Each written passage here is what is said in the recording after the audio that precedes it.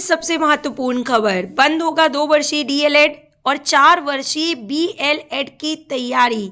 तो जानिए दोस्तों कि क्या है ये महत्वपूर्ण खबर जो कि एजुकेशन सिस्टम से रिलेटेड है और आप सभी को जानना बहुत जरूरी है। बेसिक शिक्षा परिषद के कक्षा 1 से 8 तक के विद्यालयों में शिक्षक भर्ती के लिए आवश्यक जो योग्यता है वो आप सभी को पता है कि 2 वर्षीय डिप्लोमा प्रशिक्षण यानी डिप्लोमा इन एलिमेंट्री एजुकेशन जिसे डीएलएड बोलते हैं, तो डीएलएड को बंद किए जाने की तैयारी है।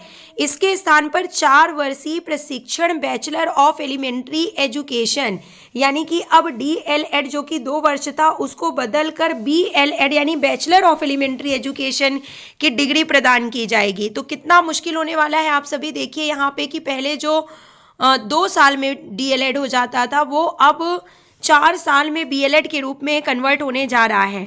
डीएलएड कोर्स के लिए अभी स्नातक योग्यता आवश्यक है, लेकिन बीएलएड में प्रवेश के लिए योग्यता इंटरमीडिएट तय की गई है, यानी कि 12th क्लास के बाद ही, इंटरमीडिएट के बाद ही अभ्यर्थी जो है वो बीएलएड कर सकेंगे। इसे अभी प्रथम चरण में 7 जनपदों यानी कि प्रयागराज, जौनपुर, गोरखपुर, हापुड़, मेरठ, गौतम बुद्ध नगर और वाराणसी के जिला शिक्षा एवं प्रशिक्षण संस्थान यानी कि डाइट में लागू किए जाने की तैयारी चल रही है। वाराणसी के college of teacher education CTE में भी संचालित किया जाएगा। इसके लिए संबंधित डाइट प्राचार्यों एवं CTE प्राचार्य के साथ 29 दिसंबर को हुई ऑनलाइन बैठक में मानवीय और भौतिक संसाधन पर चर्चा हुई है। 4 वर्षीय बीएलएड पाठ्यक्रम में प्रवेश के लिए न्यूनतम अर्हता इंटरमीडिएट होने से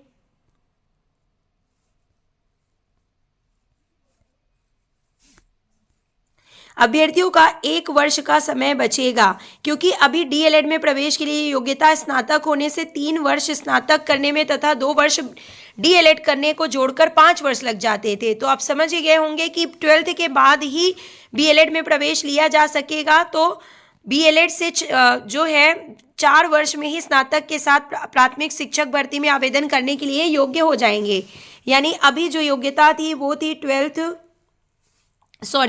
इससे पहले जो योग्यता थी वो थी ग्रेजुएशन, यानी कि 3 साल का ग्रेजुएशन प्लस 2 साल का जो है डीएलएड।